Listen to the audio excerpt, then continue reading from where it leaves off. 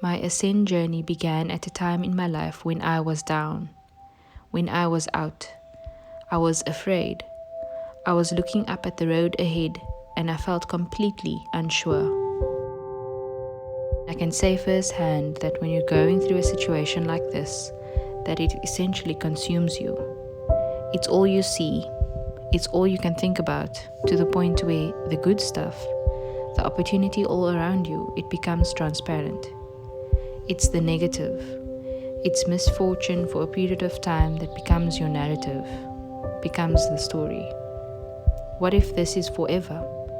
What if I'm not as good as I want to be, or as they are? What if things don't work out? We forget the fact that we've been here before and we've battled back. We forget how far we've come. We forget that the lows create the highs, that temporary isn't forever. We look to our left and see those who are where we want to be tomorrow. When we look to our right, we see the trail of decisions we'd love to take back from yesterday. This is where I realized we create our limiting narrative, where we succumb to the world around us. That's why we compartmentalize the things that we want most as dreams.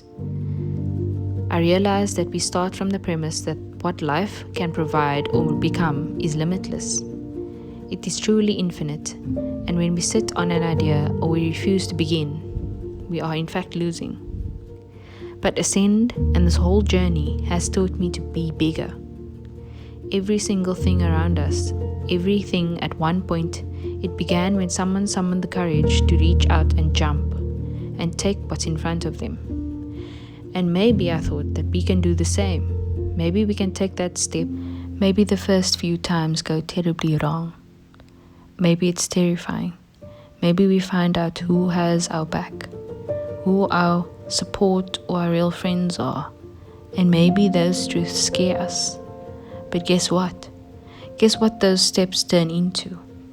Confidence, amplified purpose, and most importantly, more steps.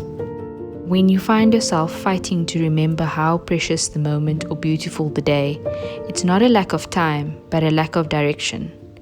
You're fighting an enemy that would become an ally for a small price of passion and clarity. I realized that this is not a reinvention of ourselves. It's living out who we already chose to be.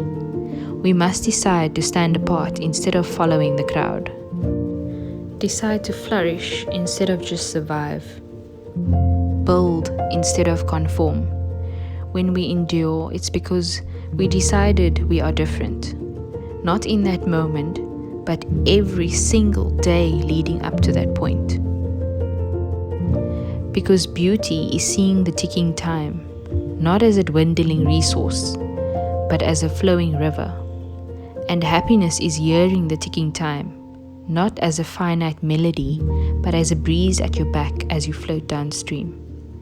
And perfection is feeling the ticking time, not as an obligation or imposition, but as a once-in-a-lifetime journey.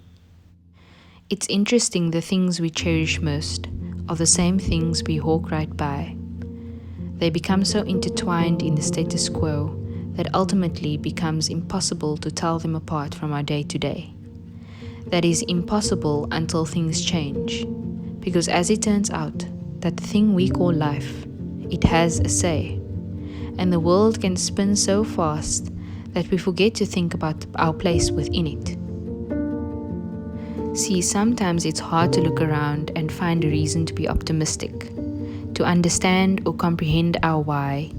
But what we'll find is that if we look hard enough, immersed in the uncertainty, the disruption, and in some cases, the tragedy, there's something to be gained. A tiny candle flickering in the night that will eventually grow to light our way. Because that road to tomorrow is paved with hope. Give a pulse to that which hides away in your soul, waiting to emerge.